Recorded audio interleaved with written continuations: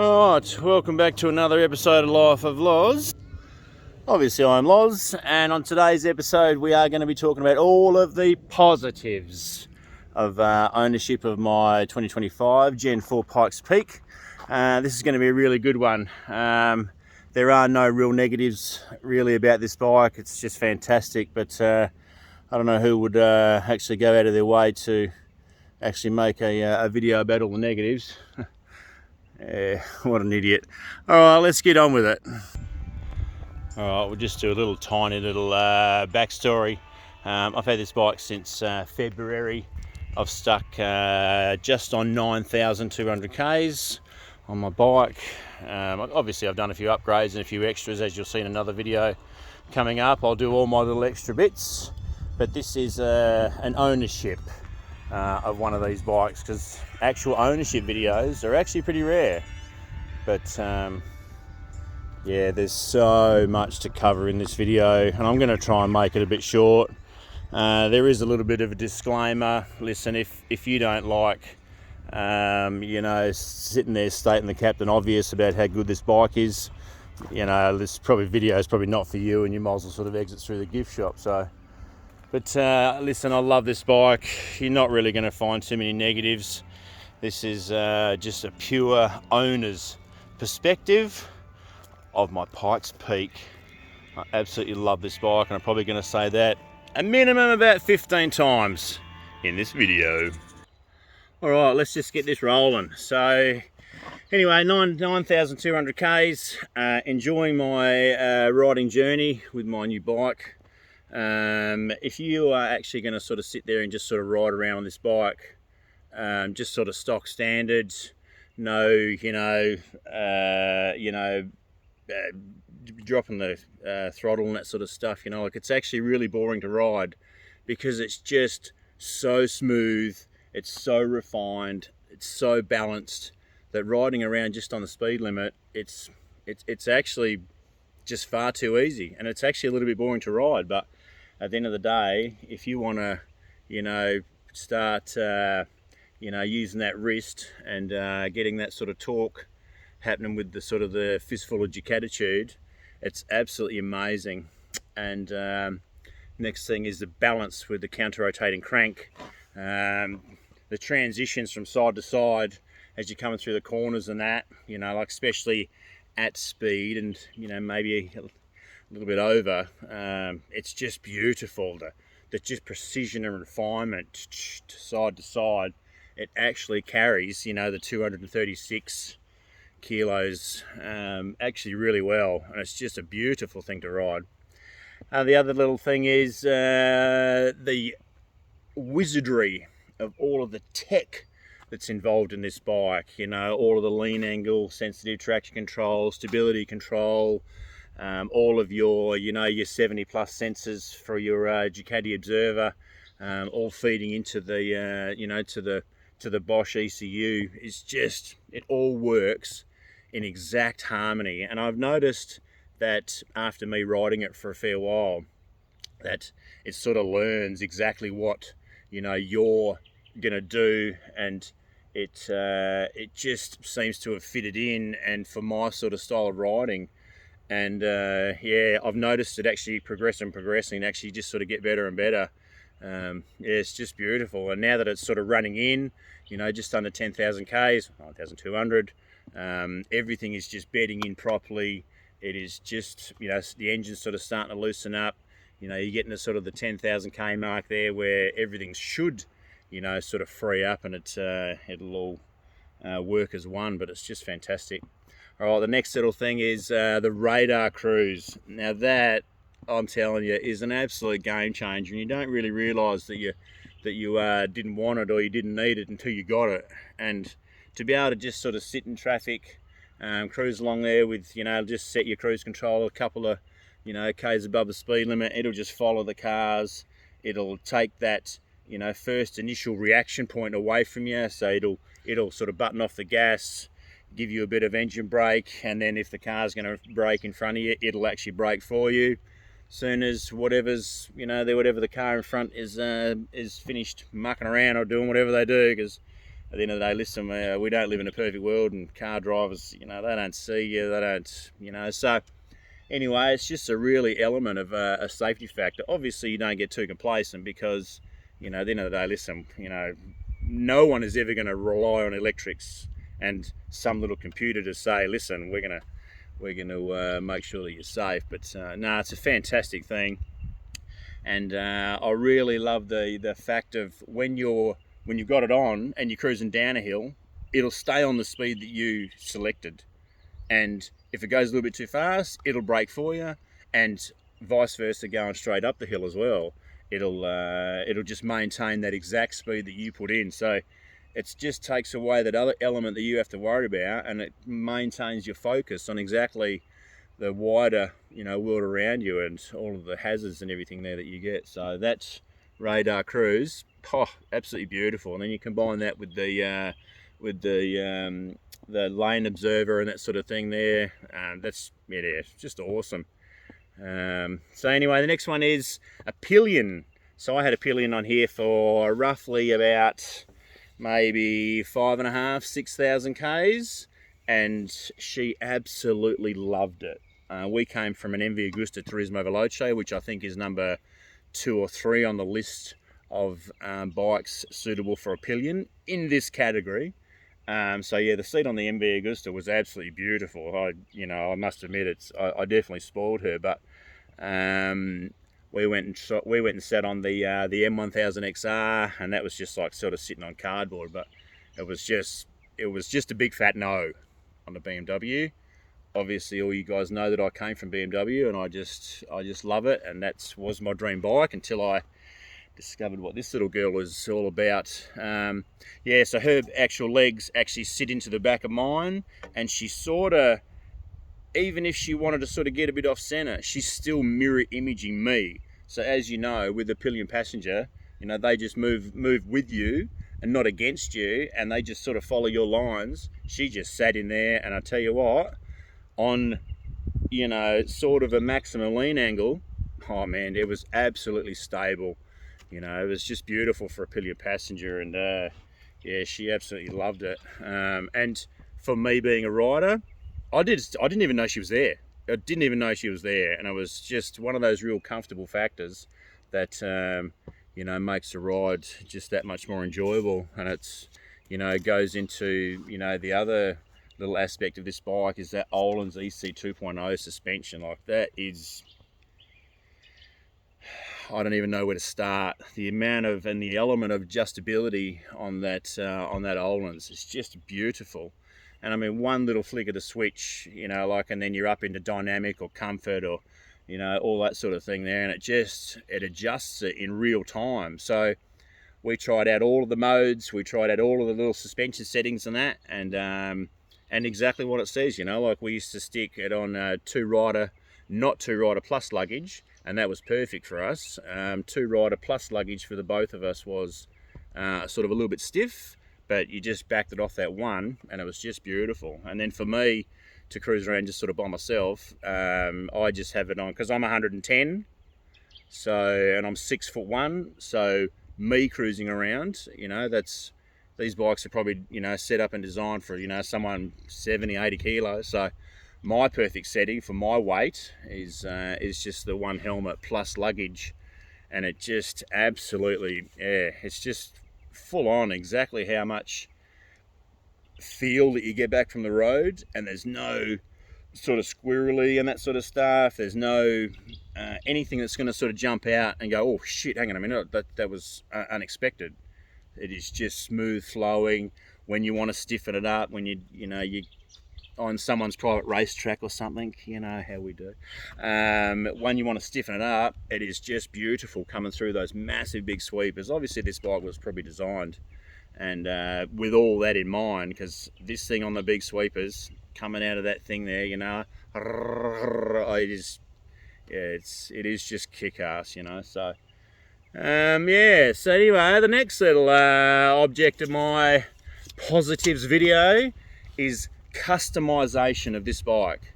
Pretty much every little single part, you know, these you can change, this you can change, Front fenders you can change, you can actually get different brakes and lighter race spec brakes for this. I think it's an aftermarket little thingamajig. You can definitely get different seat heights, 820 to 840, 840 to 860, 860 to 880, and then you've got this one here, that one there, that can actually go back and forward. I did find with a pillion passenger that this forward actually sits right on top of you, and she's actually right on you. So everything else is customizable on this bike. All of the settings customized, all of the little bits and pieces, everything you can get carbon fiber. There is a plethora of the amount of personalization and the customization that you can do for these bikes. Different screens, different grips, different and the other little thing is the plethora of tires.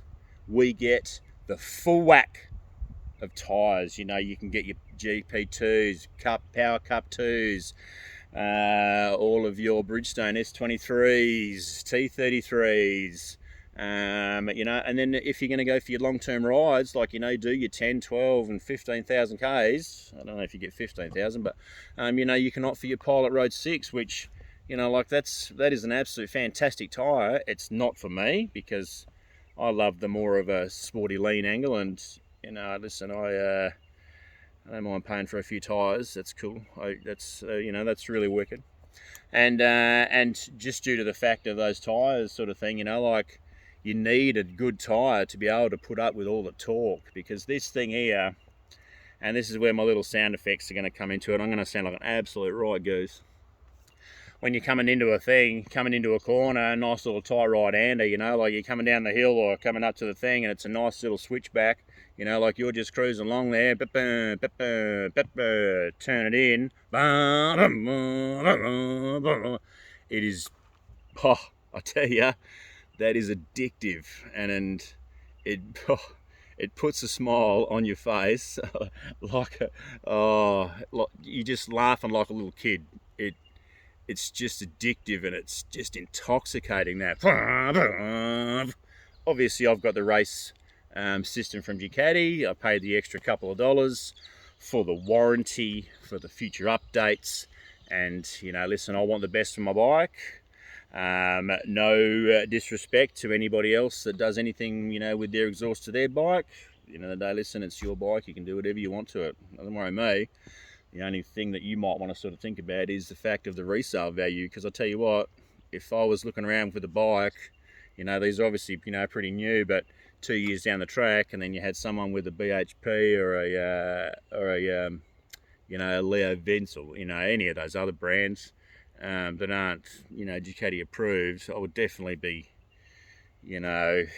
same price. I know exactly which one I'd be going for. And at the other day, listen, if it was another $2,000 or $3,000 more, £1,500 more, I'd definitely buy the one with the Ducati up map and the race system and all that sort of stuff on it. So yeah. All right, moving on to the next little thing is sound.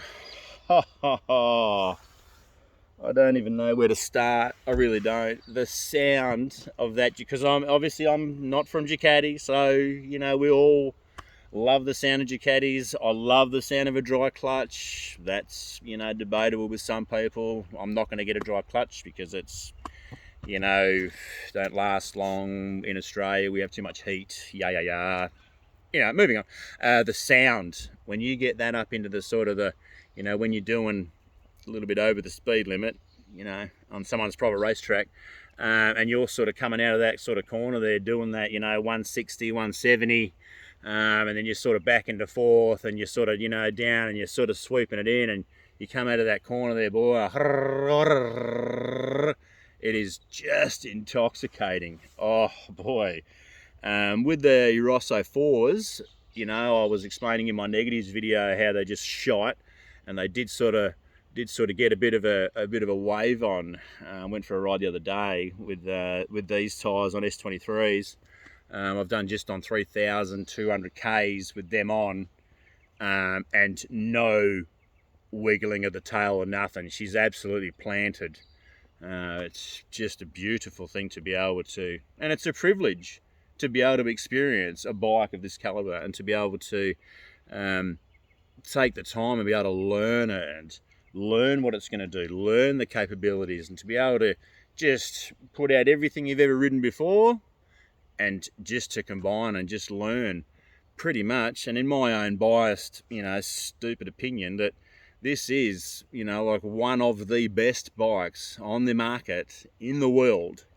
There are obviously bikes that are faster, with more horsepower, with, especially I come from a world of inline fours, so there's a little bit of a discrepancy with the high-end horsepower without that torque.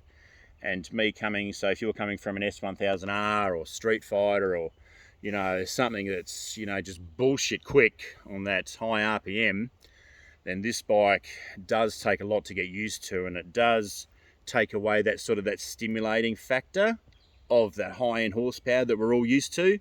And, at the end of the day, listen, it is for some people and some of it's not. But if you're used to, if you're just a massive fan of that high-end horsepower inline four, well, the Street Fighter's probably better, the S1000R is probably better.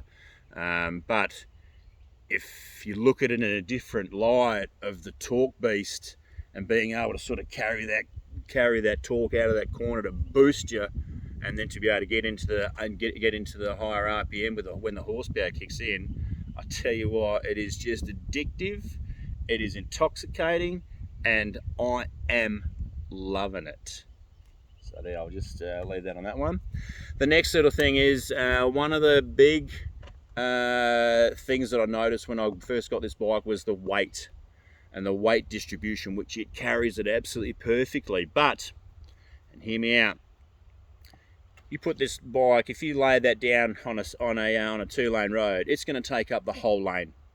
So when you're, on the lean angle, like that bike takes up, probably 70%, and I'm being generous, 70% of that whole lane. So when you want to be coming through a corner there and you're, on the go fast, like your lane positioning especially through a right-hander, has to be 100%. And because you don't want to be, I'm not a big fan of using multiple lanes, not less I can see. I'll use all the lanes, I don't care.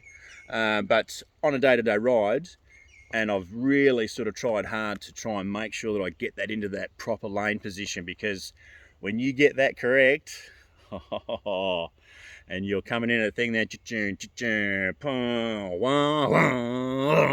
that is, there's just no real words to describe it. It's just beautiful. I absolutely love it. But that was a big thing, getting the weight and making sure you get into that right sort of positioning in the lane so that you can, because we all know smooth is fast, and it does get a little bit twitchy and lively a little bit because of, like I'm throwing around 110 kilos of me to try and, get my body positioning right on the seat. So, but, listen, that's to be expected. It is what it is. But, the next little thing I wanted to talk about is a rider to motorcycle ratio. The ratios between rider, so me on a little CBR 500, I just look like, big little bike, you know what I'm saying? So this bike here, so listen, I am 820 mils inseam. I'm 6'1", I'm 110 kilos, but the knee hand to bar ratio and the knee to peg ratio and that little sort of triangle, however you do that, triangle that you have, that you wear, I'll jump up in a second, I'll just sort of show you, but the seating position, I'm a big fan of bar risers. I had bar risers on my FZ8, on my S1000, but this, for me, being 6'1", this is absolutely beautiful to be able to just sort of sit back, and it's just so comfortable. And I've done a 280, 290k ride in pretty, slow moving, but in succession, and it was just absolutely fantastic for me, just beautiful. So But yeah, listen, I'll just give you a bit of a, and another little thing is, I've got the seat set to 840, so you're going to be able to see the comparison. You can go up to 860, and the other thing that I'll do is I'll just sort of stand up on the pegs and show you exactly why I think that the you know, the pegs can't be any lower, but as a you know, like to stand up on your pegs, I'm sort of crunched over, and it's not you know, it's more of a sort of a canyon carver for me. So yeah, anyway, I'll just let's have a bit of a closer look anyway.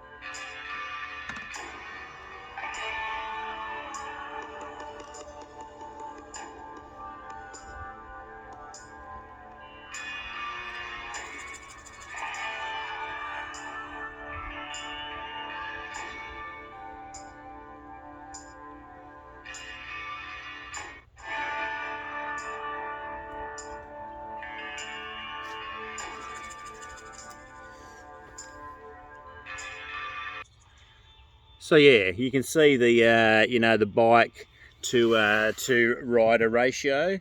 I think that this bike is absolutely the perfect size for me. I don't look out of place. I don't look like I'm, you know, 70 kilos. Obviously I'm not.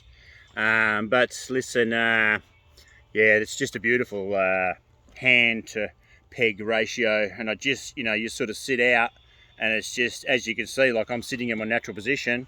Put your hands out, bang, and it's right there. So yeah, anyway, I'm 820mm, remember that, and that seat height is set on 840, and I'm sort of sitting there a little tiny bit of a bent leg when when I'm sort of flat-footed, when it's sort of straight up and down. But yeah, I actually fit this bike absolutely just superb, and it's really hard to sort of try and find a bike like that. My VFR 800 Interceptor, that was sort of, you know, the big super tourer. Yeah, but that bike wasn't very fast. But anyway, another little thing I like is the hill hold. This hand hill hold. That's a game changer. To turn off the cruise control, because you can change gears. Cruise control stays on. Put the clutch in. Cruise control stays on. To turn the cruise control off, all you do is you just decel on your accelerator. That is really cool. Yeah, another little thing is the modes. They actually do change a hell of a lot in the different riding modes between sort of touring and sport and race modes, and same as in the suspension modes, you know, with the Öhlins EC 2.0, working with the Bosch, you know, it all just, you know, works in tandem, and it's just a fantastic thing. So yeah, listen, living with this Pikes Peak is just such a privilege. I'm privileged to own it. I'm privileged to be able to go and buy one. It is just intoxicating, and I didn't like it at the start. I must admit, you know, with the no inline 4, and I've been used to it. But listen, you know, like V4 is the only way to go. I love it. It's intoxicating. Anyway, I'm not going to make those noises again. They're making me look like an absolute goose. This is actually a bit of a milestone. It's 100 videos. It's taken me ages, but listen, I don't do it for the fame or the money, obviously, because I'm stupid. Yeah, so 100 videos. I've been around for about 4.5 years, 150,000 views. I don't even know what the other 99 videos I've ever made. When it came up 100 videos, I was like, oh geez, that's a bit weird. Anyway, but what can you do? So anyway, try to wear all the gear all the time. You've been watching Life of Loz. Obviously, I'm Loz, and I'll see you on the next one. Boom.